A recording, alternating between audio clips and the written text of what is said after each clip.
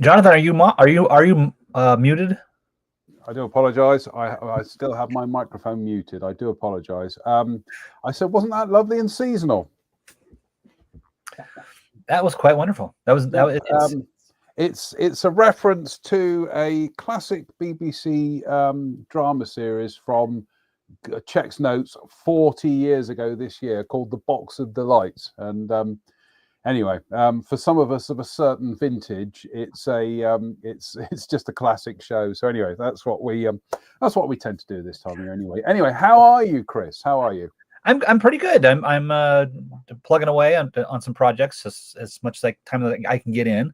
Yeah. This last week has been like in the United States Thanksgiving week, which is always kind of crazy. It's like the prequel to Christmas, and it involves a ton of food. And of course, as we were making food this week, the outflow pipe on our sink that connects to the wall where the stuff goes out came off the wall, and so I've been dealing with that. It's always fun. My wife almost lost her mind because she was I think she was cleaning Brussels sprouts or something at the sink. I don't eat Brussels sprouts, so it's her thing. She's making it for herself, and as she was running the disposal to get rid of the waste, the thing came undone, which was a mess. So dealing with that, nothing that some plumber's tape can't fix, and a lot of swearing, and just like modeling. It's just like modeling. You don't like Brussels sprouts? I don't. No, I shy away from food that smells like garbage. I don't like Brussels sprouts. I know I'm not in the I'm not in the minority here. In the UK, I know Brussels sprouts is like it's a staple, isn't it? It's very much a Marmite vegetable in as much as some people love it, some people hate them, and I love them. I absolutely love them. You ever seen them? Have you ever seen how they actually grow? Yes, I have. It's absolutely brilliant. I must try and grow them next year. Anyway, welcome to the interesting gardening. So we're turning into a cooking show now. And we've got some news to talk about today, Chris. But before we do news, I just want to say I'm going to do a roll call of everybody who's tuned in at the moment. So, a big hello to Damien Mullen, Peter Oxley, Kitchen Table Modeler, Dougal McGoogle, Jerry Doyle, Dave Coward, Kev Tinker, Andy King, Agent David Fleming. I hope you've returned Mr. Mountain to us, Dave. Ian Goldstraw, scrolls down, Lee Suter, Paul Voyle. So I got light flashing in the thing here. Jim Altergott, Phil, the mysterious Phil, Steve London, Michael Hooverling, Mike and Penn Richardson. Oh, I got to say, Mike and Penn Richardson gifted us biscuits and homemade liqueur at Telford. Absolutely brilliant. Thank you, Mike and Penn. Jeff Baker, Hobby Time, Derek Hertsey, Greg Woodbridge, Rally Chefs, Model Shed, Mike Clages, Nick Brown, Tony Surridge, Simon Lewis, Theron Hampton, what a name, Mike Williams, Ophir Cohen, DRS Trains. Goodness me, it's like a who's who of modelers tonight. Forever Flying. Yep, I think that's us done now, Chris. Joe Youngerman. That's who Forever Flying is. Joe, who's actually a airline pilot and also builds at a prodigious rate high quality models, and it's embarrassing to go to the U.S. Nationals with Joe, and I put my 2 or 3 things I managed to get done in a year on the table, and Joe completely overpopulates me, and then wins a whole pile of trophies where I go home with best wishes of people. So Joe is a very accomplished guy and one of the nicest people you could ever talk to. So I'm glad he's here. Yeah, absolutely. Also, Sean Smith, Tim Perry, John Houston. I think we've caught up. Russell Taylor, Shane Weir. Good day, Shane. Right, Chris. Shall we leap on with one of the news items this week, which is a new range coming from Takom Wings. And they are kicking off with, well, a pair of Hortons. They're doing the 229A, the single seat, which was actually built. And they're also projecting to do the planned 229B Night Fighter. Now there is already a kit out there of the 229A from brain. The fine folks at Zukemura, right? Zukemura, yes. Sorry, I had a brain fade there for a second. Your thoughts on Takom jumping into the aircraft market and doing another Horton? As an aircraft modeler, I think the more manufacturers, the merrier. I think the better it is. I think it's really interesting to see them kind of going head to head with Zukemura, because I would assume that Takom has thought, hey, this is a popular subject, and we think that there's a market for a version of this aircraft that's a little bit less sophisticated internally than the Zukemura kit. I think it's pretty fascinating. I've also noticed that I've seen Meng is doing some figures for this, which mirrors what Zukemura does too, which is put out a kit and then put out some corresponding figures in the same scale, which is really interesting. Yeah, it's a fascinating subject. I think this is the aircraft that as far as what were really paper planes, I think this is the one people look at and think that could have been a real thing. And the prototype that's sitting in the National Museum of or the Air and Space Museum sort of shows it was on its way, but it's really cool. One of the guys in our club built the 2-seater in 48 scale from Dragon years ago. Yeah, I think so. And it really, if you put some imagination and some time into it, it turns into a really interesting thing. You can do anything you want that scheme. You can steal any scheme from any night fighter, and you have something pretty neat on your shelf. And 32nd scale, it's a big scale. It's a fairly large aircraft, but it's a flying wing, so it doesn't take up that much space. You said about the interior, looking at some of these CAD renders, it seems that Takom Wings, they aren't skimping on the interior, because they are putting in a fair amount of the tubular framework. How this will square up with Zukemura will remain to be seen, but it doesn't look like they're shying away from it. Let's put it that way. No. I think the stuff that they're doing here on the fuselage is interesting, because if you're going to do the aircraft as well, not the night fighter, but the real aircraft as it was found, it's going to look like that with the wings off. And they're also doing some fabulous figures to go with them. This one does come with the pilot figure.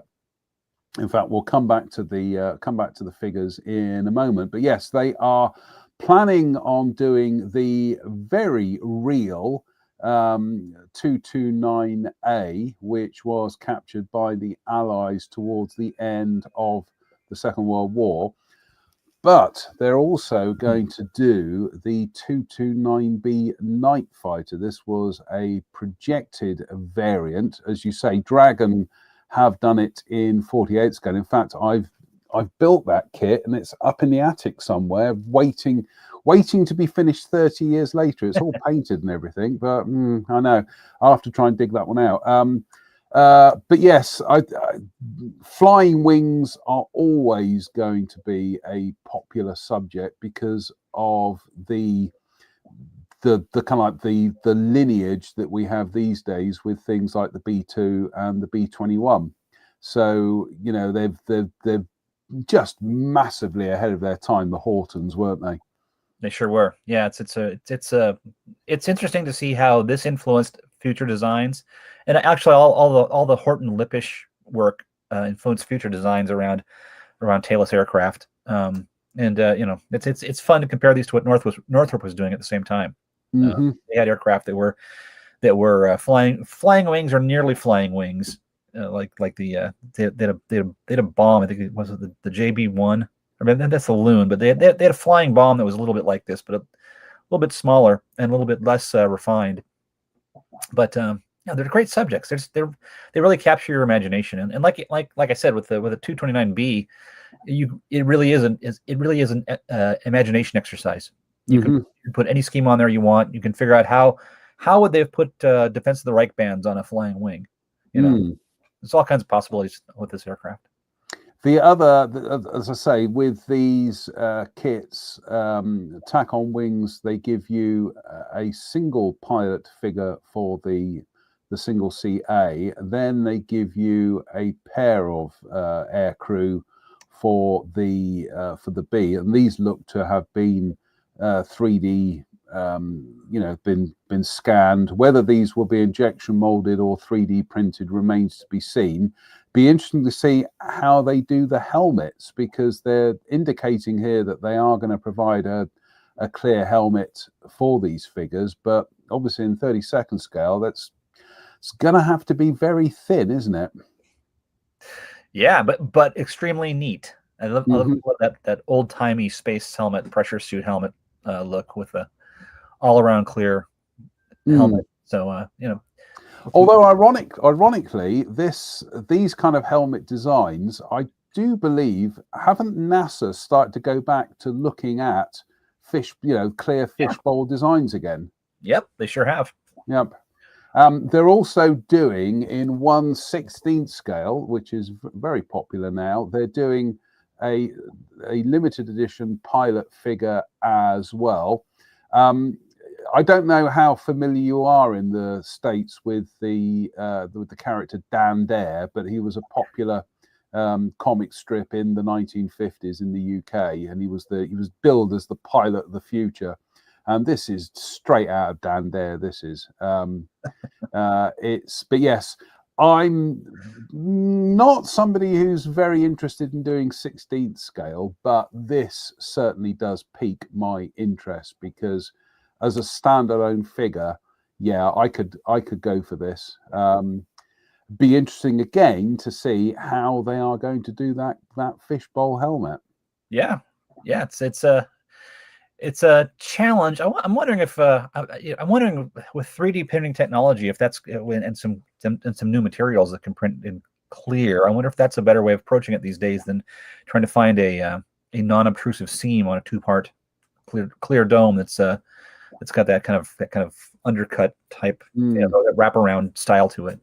But we'll see. I'll find somebody in my model club will buy this for sure. This is right up some of my friends' alleys. I was just thinking, my friend Mike Holloway, who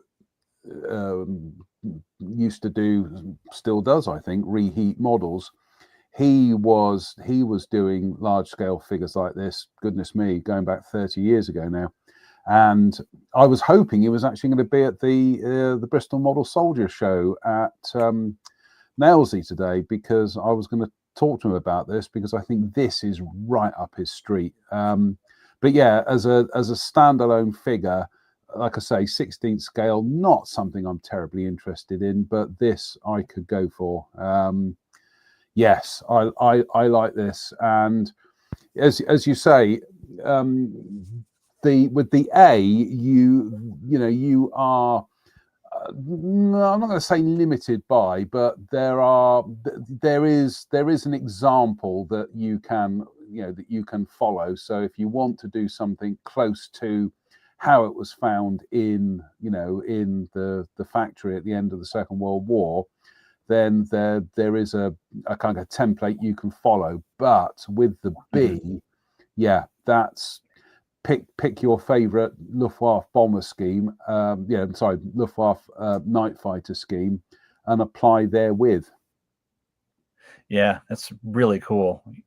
The flying wings are really interesting. Actually, there's a mention of the N9M, the Northrop N9M in the comments. I actually saw that thing fly, and it's one of the weirder things to see take off. It was painted yellow on the top and blue on the bottom, and as it rolled down the runway and rotated, for a split second, it became completely invisible. It was very strange, and it flew well until it crashed. So, interesting subjects. These are flying wings are my favorite. I remember when I was a kid watching the War of the Worlds, my dad was pointing out they're being attacked by B-35 flying wings. That was like the high point of the whole show, the whole movie for him is the appearance of the B-35, which or maybe it was B-49 in the movie, but it's definitely one of the Northrop Flying Wing bombers. It was the jet. Yeah, I think yeah. it was the XB-49.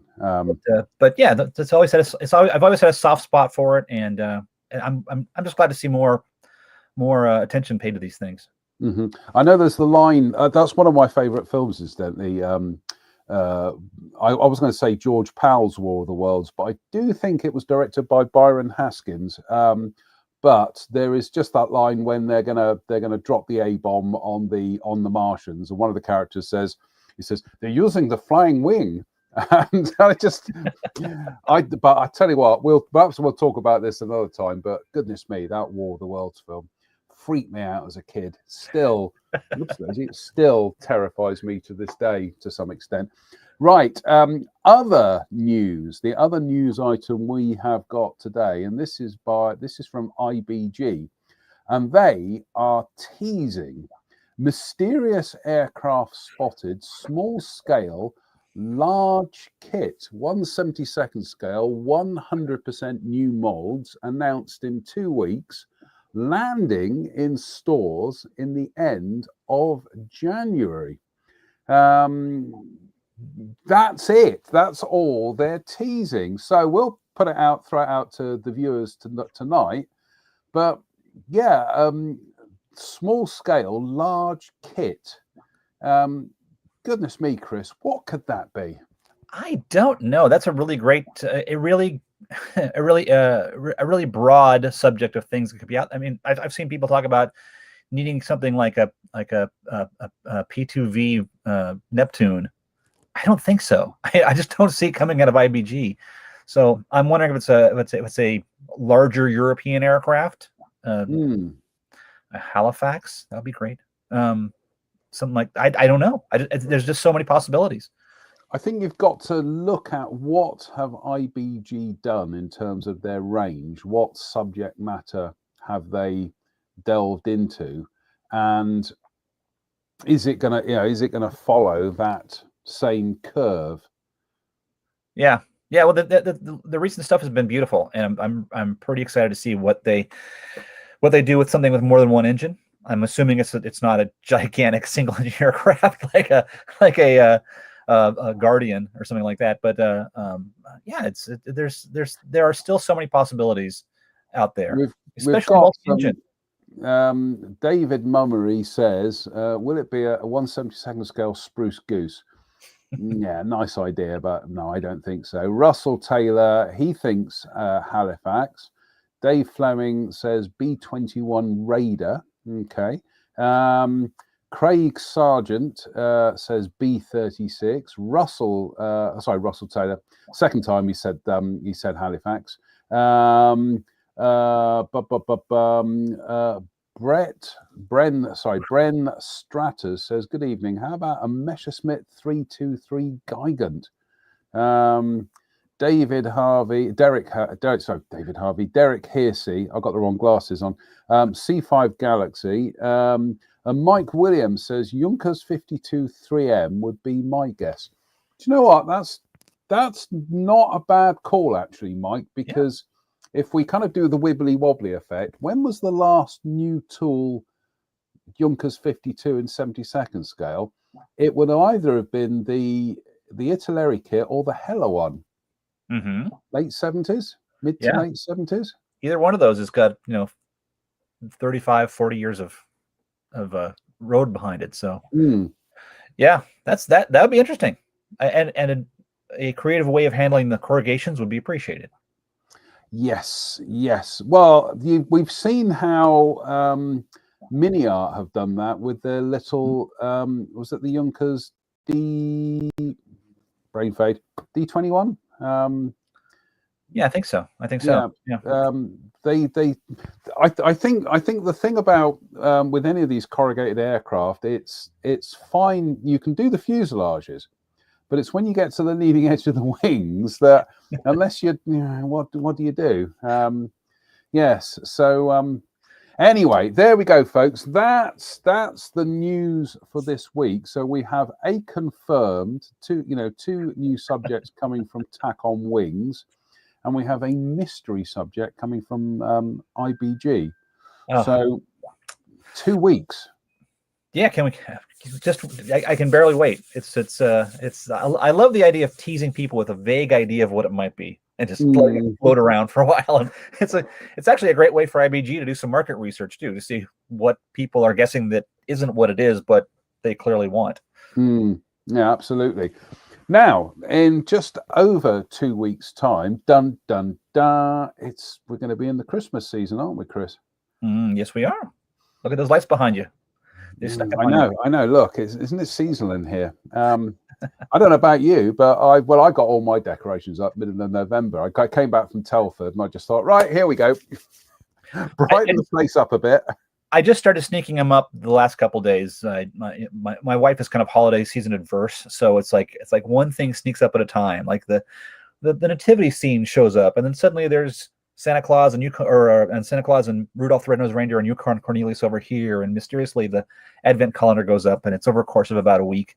So it's very gradual. And you just reminded me, actually, I've got some important business to get on here, because I've got my Kit Kat Advent calendar here, and I haven't opened numero un. So let's have a look.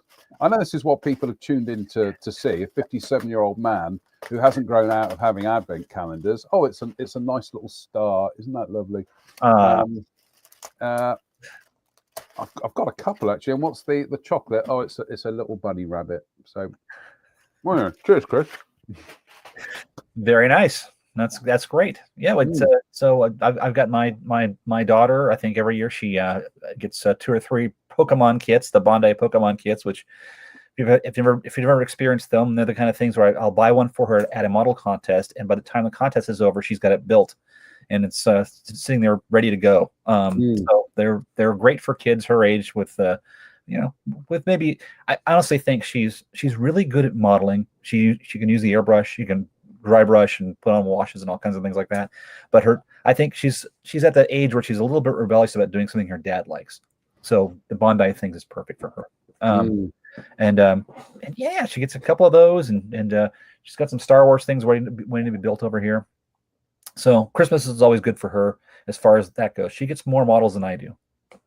Well, yes, it's. I was just going to say, I can remember I think it was one year my dad ended up with more models than I did, and I wasn't best pleased. Let's put it that way. We've got a couple of people are asking, has Clear the December started? It has. So you've got until the end of the month to get your projects over the line. I know Roy over at Barracuda Ready Room, he's doing a get it over the line kind of like group build as well. So yes, we're both doing, get those unfinished projects done and out of the way. And in fact, I am currently trying to clear a couple of projects here. He said, quite a few projects here, but we'll come to them in the course of the show. So there you go, folks. If you want to join in with this one and the one Roy is running over at the Barracuda Ready Room, there we go. Get your unfinished projects finished for Christmas. Yep. A model is not just for Christmas, it's for life. Or a hobby is, certainly, anyway. So we were going to talk about Christmases of the past, Chris, and you sent me this photograph. What's going on there, young man? Good Lord. Oh, good Lord. Well, obviously it's the 70s. You can't escape that. That's just plainly obvious. But it's one of the gift giving events. It may be Christmas. It may be my birthday. I have no idea. I do like the fact that my relatives blend into the sofa so well. It's very strange. You see their legs and nothing else. But this was a typical Christmas for me, where I got a pile of monogram armor. And my dad was never shy about it. It'd be like, there's the Sturmpanzer, I think it's a flak Panzer there, on the Mark III chassis, and then it looks like an M16 half track. Mm-hmm. And below that there's some other vehicle. And my dad was great about this kind of stuff. It was like he would buy me these things, and he'd sometimes give me multiple examples of them, knowing that hey, the Army didn't have just one; they had multiple half tracks, so they had lots of different tanks, or lots of examples of the same tank. And I think I had every single monogram armor vehicle until the SDKFZ 222, the eight rad armored car. Oh my goodness me! They had that in Fruh Model Center a couple of years ago. Actually, I say a couple of years ago. This is wibbly wobbly. It's pre-COVID, this, but they had that in Fruh Model Center at the other end of Somerset, and I don't know why I didn't buy it at the time, because I've regretted it ever since. I've never built any of the monogram 35th scale, 32nd scale armor. Yeah. No, I was thinking of my Tamiya rad that I've got up in the attic, but. Yeah, I know if Mr. Pollard is watching, he'll be chomping at the bit over the fact that you've got the Sturmpanzer, the Flak Panzer, and you've got the half track as well. I know he's very keen on these classic monogram kits. They were not bad kits. They were great kits to assemble. The experience of building them was always fun. They weren't always 100% accurate for whatever type they depicted, because obviously at the time the research wasn't where it was today. But that said, for the audience they're going for, which is little goobers like that there with that horrible printed shirt, these are perfect. And they also included really good figures for the times. I regret not keeping the figures, because those things were pretty darn nice. And they also came with a secret weapon. Really, the thing that got a lot of people to continue modeling was sticking those Shepard Payne diorama booklets in there. I was just Jim Altergott's just mentioned this, and I was going to ask it. He says, Chris, did you save the Shep Payne diorama booklets from the kits? Oh, absolutely. Boy, talk about inspiration. The idea that you didn't just have to build the model, you could keep going. You could keep adding to it, or adding the things around it, and presenting it in certain ways, and all the basics that Shepard Payne included in his book later about telling a story and how to position it on the base so it looked more animated than if you squared it up with the edges, and all these little basic things were kind of inculcated into modelers in the United States, at least in large part, by Shep Payne's inclusion in these models, and just fantastic. And I don't know when I pivoted away from armor to airplanes. I think my mom gave me lots of the 48 scale monogram aircraft. A little bit later after this is in Sacramento, so I was I'm not very old, maybe 6 or 7, believe it or not. But later I had the aircraft, same thing with the Shepard Payne booklets, showing you could take it to the next step if you really wanted to, and they were really, really, really useful. And Simon says, what did your sister get? It looks like you got them all. I got the stuff. I think she's looking pretty disgusted, because her stuff is out of frame, and it's probably, it's whatever the toy of the day was. And she had no interest in the models at all. But these gifts given to me way back when had an impact that has lasted me my entire life. So get a kid a model if you know one. Oh my goodness me. Yep. Well, I was gonna go. We were gonna drift now into nostalgia corner, because I can remember, goodness me, it would have been. I was just thinking that when I started secondary school in 1978, which I remember clearly because I hated secondary school, I absolutely loathed it. But the first day I was in the school library, there was a poster up on the wall for the Bristol Model Soldier Society Bugle Call annual show, which is what I went to today. So I've been going to this show that they run. It's different venues over the decades, but I've been going since 1978. It used to be held in, this I find bizarre. It used to be held in a building in Bristol, which is called the Corn Exchange. It's literally an old market, indoor market. These days, it's a thriving indoor artisan market. But back in the 70s, it wasn't, and they just used to rent it out, which right. I find utterly bizarre these days. Anyway, I went there with my late father. Get your violins out, folks, because we were so kind of like poor at the time. I just remember seeing all these exciting kits that I'd never seen before. I'd never seen any of the Hasegawa 72nd scale armor, and I'm literally kind of like, you know, doing the Orphan Annie thing. I'm tugging at my dad's sleeve, kind of like, Dad, can I have that? And he's like, no, we haven't got any money. We, you know, so that probably explains why decades later I started hoarding kits. But yeah, it was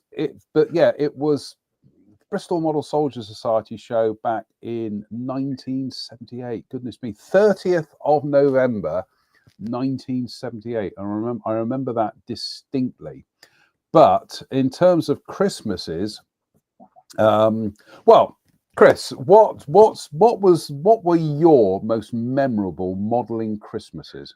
Oh gosh, I think one year I got the Aurora T-Rex, the great big Tyrannosaurus Rex from the Aurora Prehistoric Scenes line. That was super awesome, right? With the glow in the dark eyes and stuff, and it's just you know, a great model for kids, and that's fantastic. And later in life, I remember it's the older you get, the gifts that mean things change. And like one year, my in-laws got me this wonderful book about the F4D Skyray and F5D Skylancer, which I thought was really great because it required them to do a lot of thought about something they didn't really think about very much in order to get me a gift that meant something to me. Other Christmas gifts. I like I said, my parents, a lot of times their go-to was model kits as gifts, and so I remember having the Monogram B-17, B-24, and B-29 at various times show up for Christmas as like one of the big finale presents. My mom was psychopathic about Christmas. Like, we had a 15-foot Christmas tree, and the gifts were staged to amp up the excitement all the way to the end, right? Like, you know, stage managed. Oh, I like the sound of your mum, Chris. Yes, December was so intense. She to get the tree she wanted a very full tree that was like 15 feet tall to fill the A-frame front room. To get that tree, she ended up getting a job at a Christmas tree lot so she could get first choice of everything that came off the truck. So pretty crazy. Christmas was crazy. But yeah, the great things I got model kits. I got some good books as a youngster, and that's continued. And the other thing I got was a typewriter. I got a typewriter when I was like 11 or 12 years old, which directly influenced my future career. So Christmas has always been good. It's always been sort of tied together as far as all that stuff's concerned. And the other thing is about Christmas is every year my grandfather and I would build a diorama of a rocket launch with household items, wrapping paper tubes and toilet paper tubes and paper and tinsel for guy wires and control. And my grandfather worked in the space program, so he and I would always sit down at Christmas time and put together some kind of makeshift model of a spacecraft. We never got as far as like the Airfix Saturn V. Why would we do that?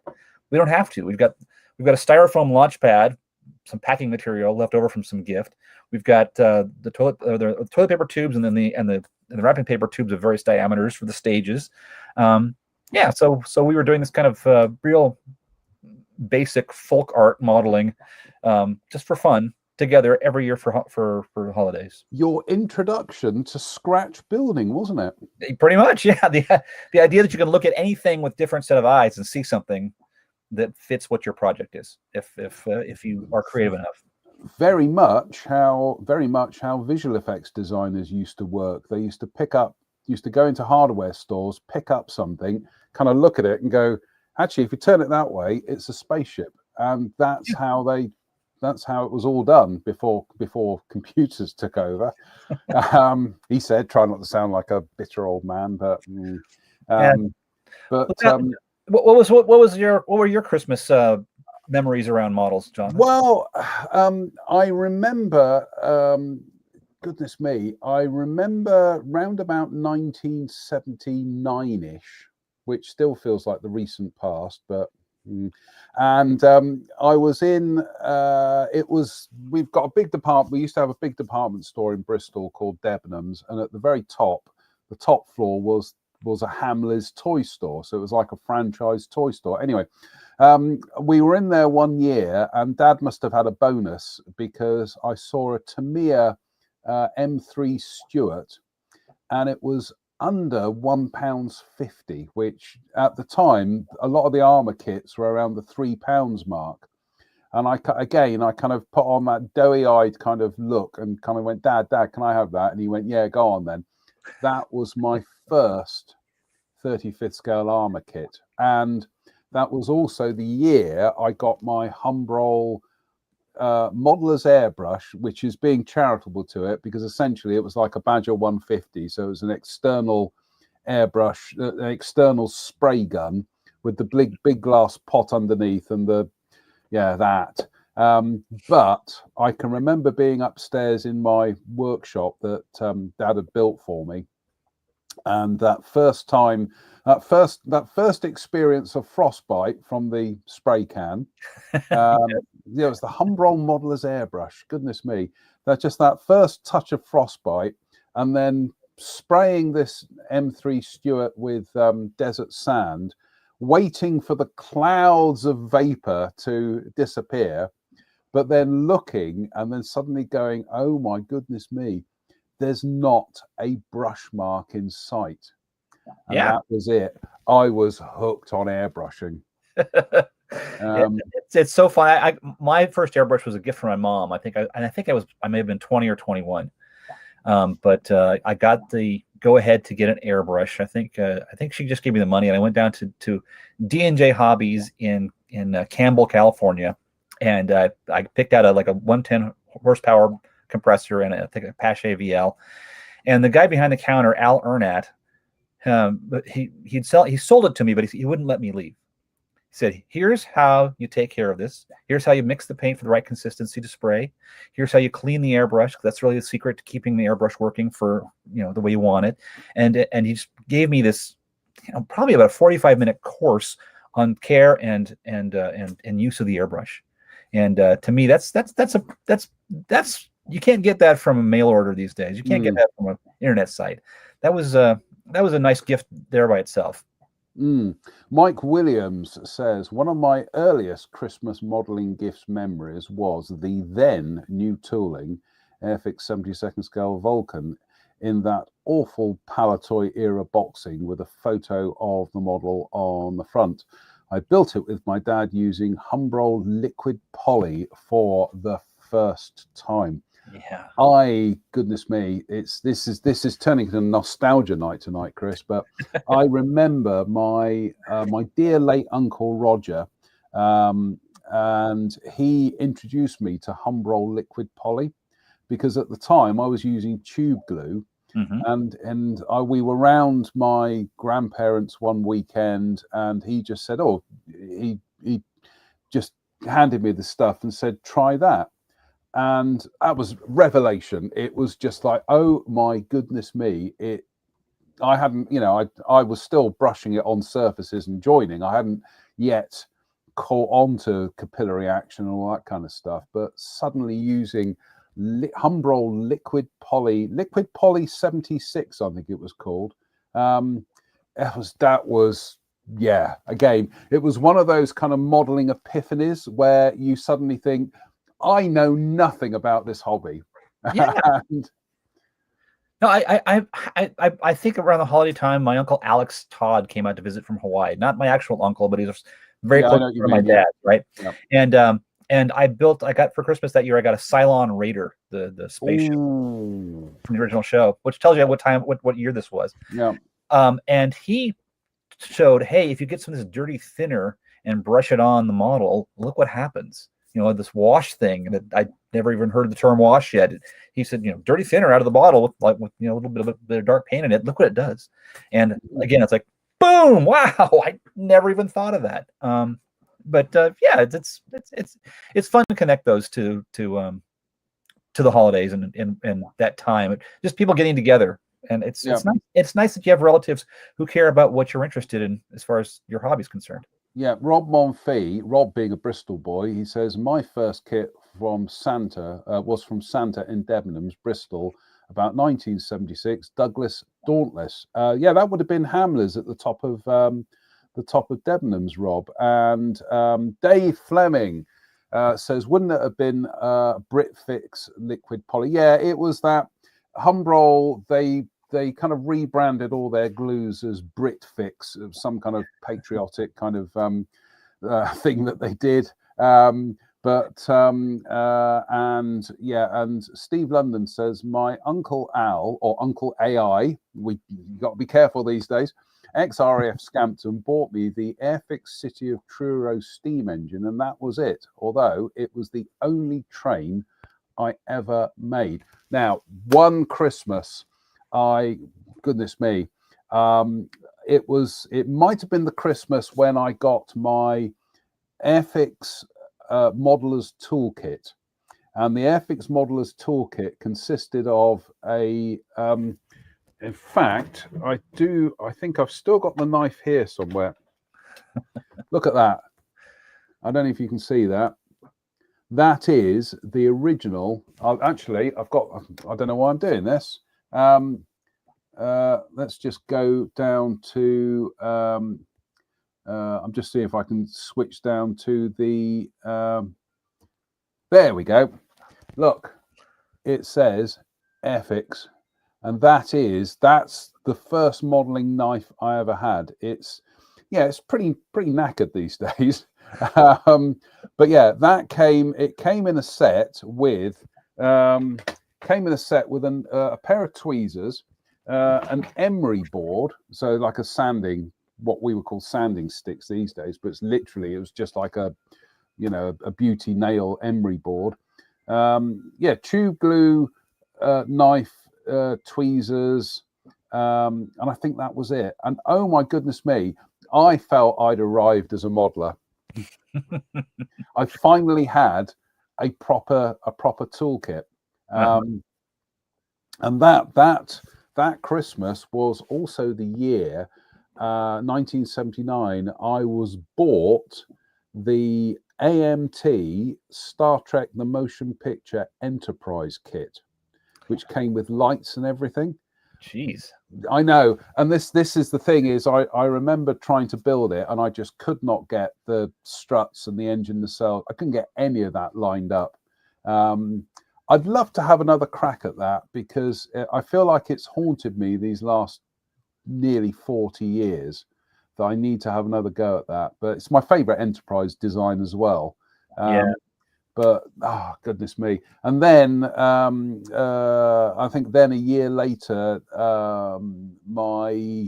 it's actually my birthday, but it was my 13th birthday, and I was bought a Humbrol Modeller's Toolkit, which had all the different knives in it and everything. And I also it was the Hasegawa Leopold railway gun, which is still sat in the workshop over in the corner, still unfinished after 43 years.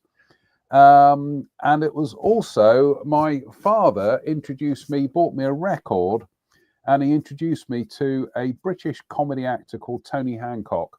And that was it. That started a lifelong love of Tony Hancock. So I was listening to this record, building models, and that was it. It was like, finish side one, turn it over to side two, listen to side two, turn it back, side one again. And I was just in the workshop all day.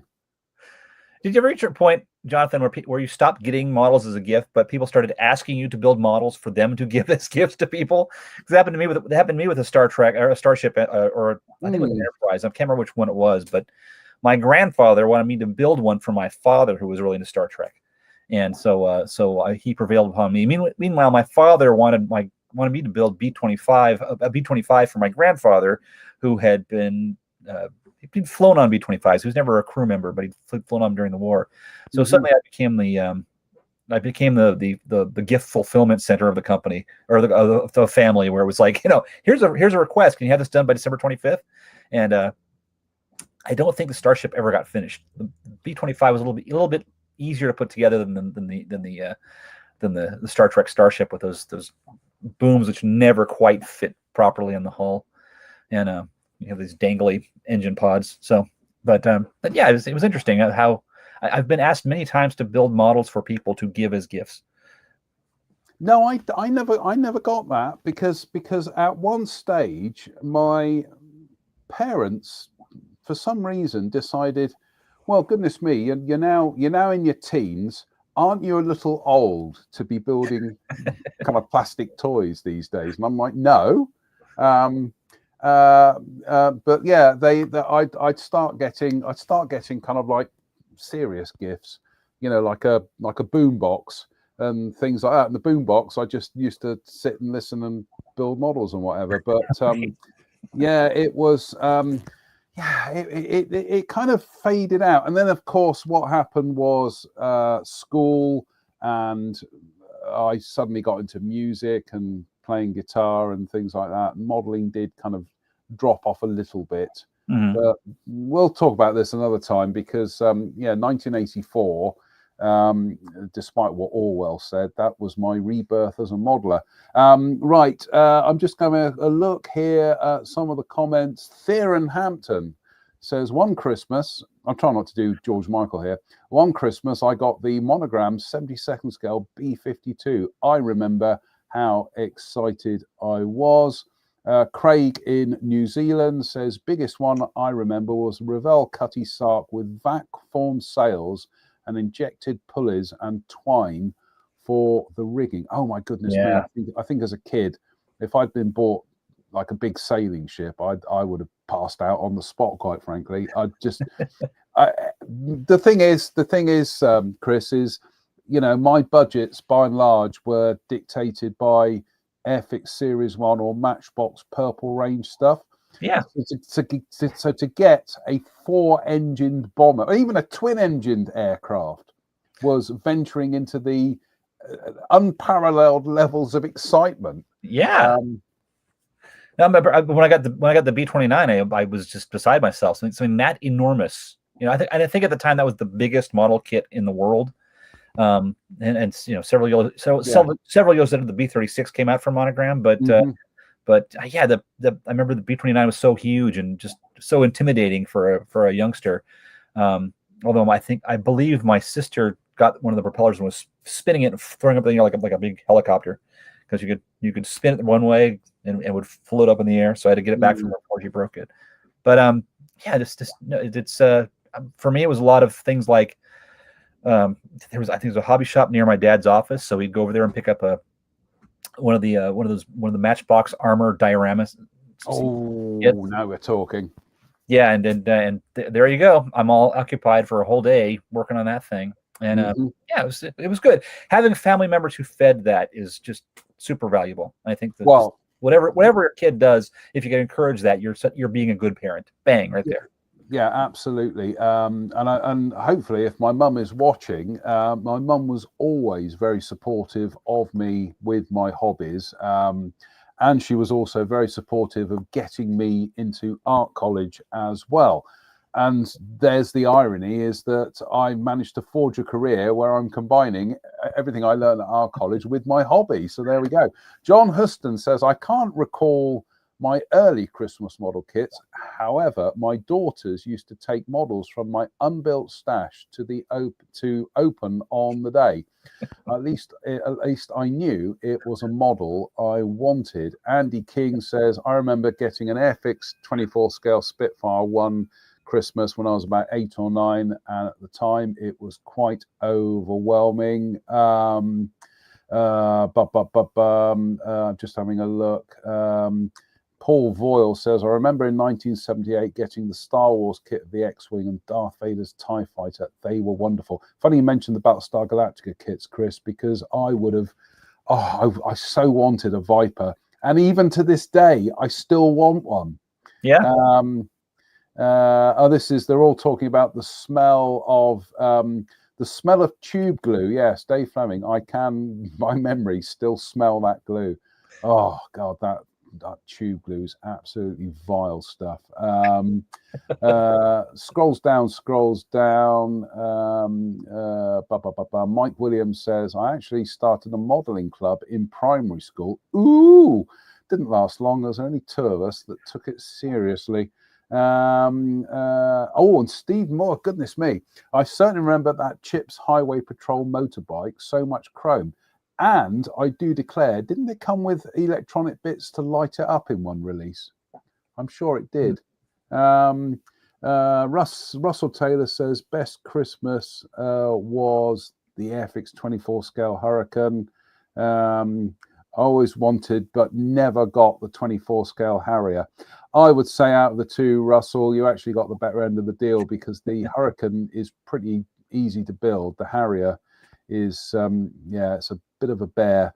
Rob Monfils says, I distinctly remember getting the Airfix Dogfight Double Mosquito Messerschmitt 262 one Christmas.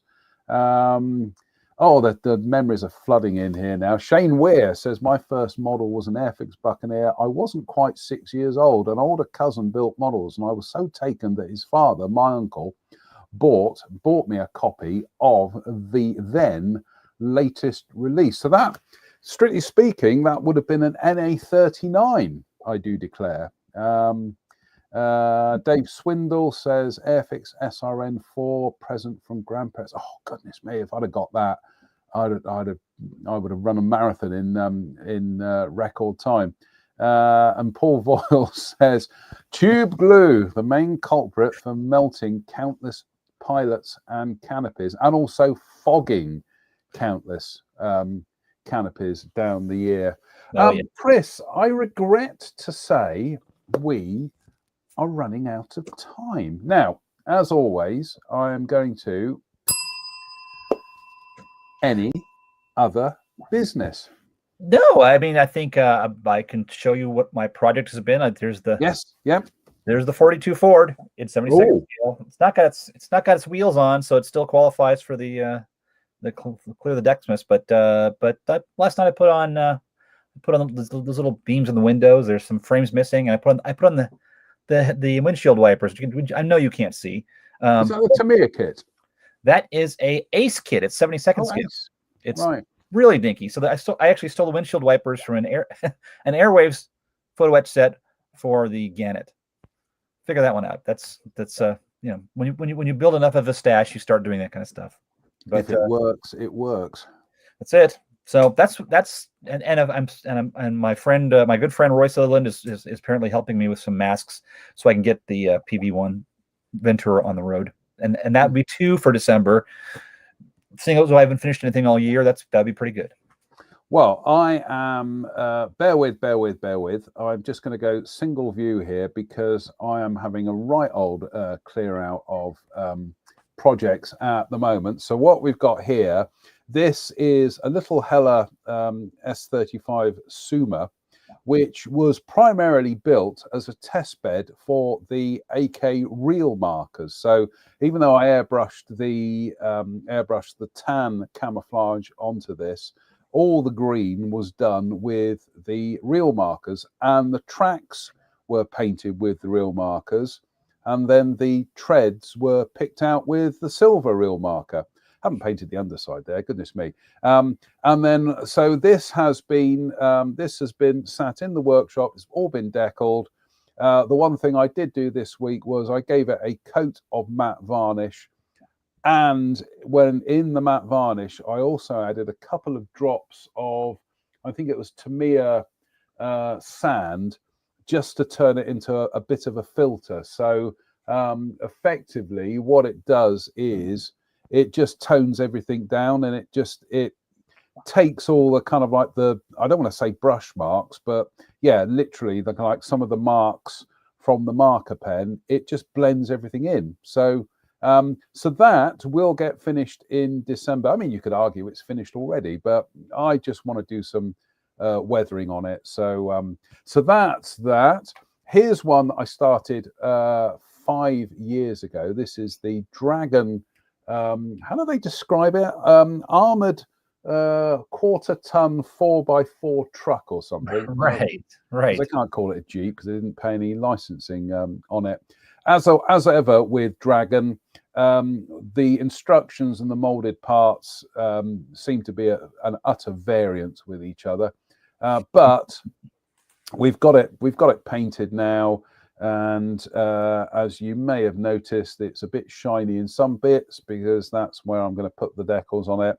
And what I might do is also put a winter whitewash on this one. So in theory, another shelf of Duma here. This is the beautiful little Tamiya. Just having a look. Goodness me, I always forget what these things are. M8. It's an M8. M8 howitzer. Do you know what, Chris? I have got to build more of these Tamiya 48 scale tanks because they are absolutely a riot. I've seen the armor guys in our club build these 48 scale M8s, especially. They're so much fun. They're so compact. It's, you know, looking at from the side, it's almost like an egg tank, but a real vehicle. It's got a lot of character to it, and there's a lot of things you can do with it. And as you show right here, it looks fantastic.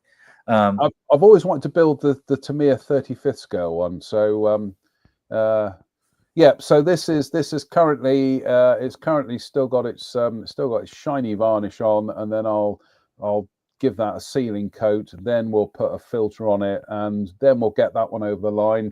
And another one that has got to be finished, and this is Italeri's beautiful little 72nd scale AMX. What a fabulous looking aeroplane. I've given this a coat of, this is my first experience of Mr. Paint, and this is a modern Italian sky grey. Sprays absolutely beautiful. In fact, it sprays so beautifully that I've noticed one or two areas where even the coat of primer didn't show up some remedial work that needs doing. So we're going to have to go back in there with a sanding stick at some stage. But we've got the paint on it now. So and that's just a couple of my shelf of Doomas that I've got to try and get done, get them finished by the end of this month. But I'll have to publish on the public site a list of my shelf of Doom projects. There aren't that many. It's more than there should be, but it's not like some people I know who have like basically started every model in their stash, so everything would qualify. You know, I have 700 models in my shelf of Doom, but it'd be a nice challenge to put it out there and say, here's what I've got, and let's see how many I can knock off in this month. I think you got to go for it.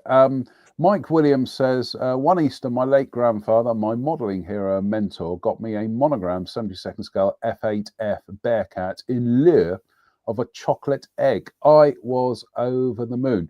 With this is, I can relate to that, Mike, because we never got, as a family, we never did fireworks. So my parents quite logically decided that fireworks were just a waste of money and burning money, literally.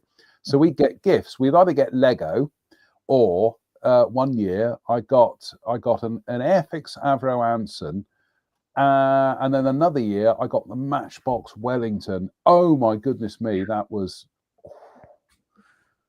incroyable.